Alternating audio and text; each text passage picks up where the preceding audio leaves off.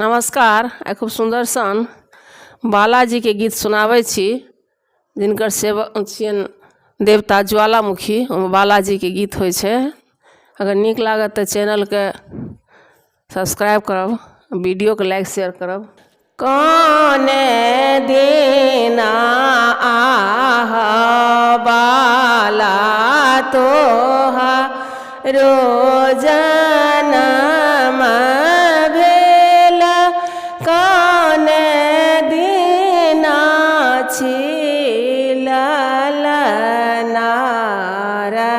हे साने दीना आह सेवक मारो जनम बेला बीर दीना छिलनारा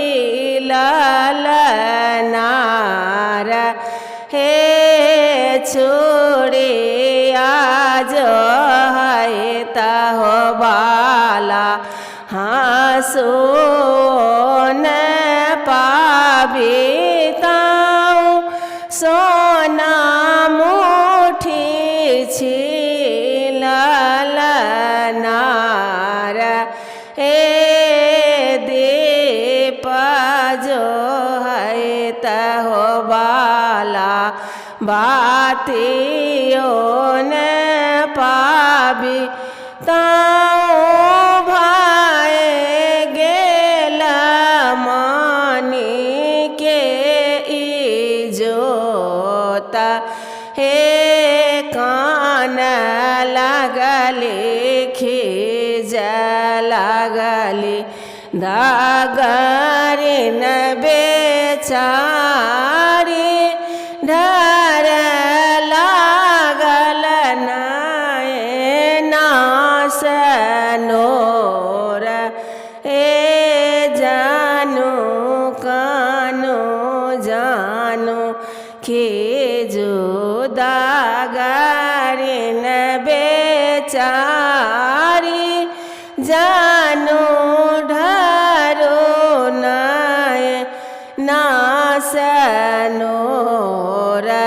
हे कान दूनो आहे डगरिन सोना समोरा ए बारो देवला गा पटोर हे आरो देवो लहंगा पटोर हे पाहिरे ओढ़िए दागरिन बाजार बीच चल ली पूछ लागल नाग राखे लोक हे कौन घर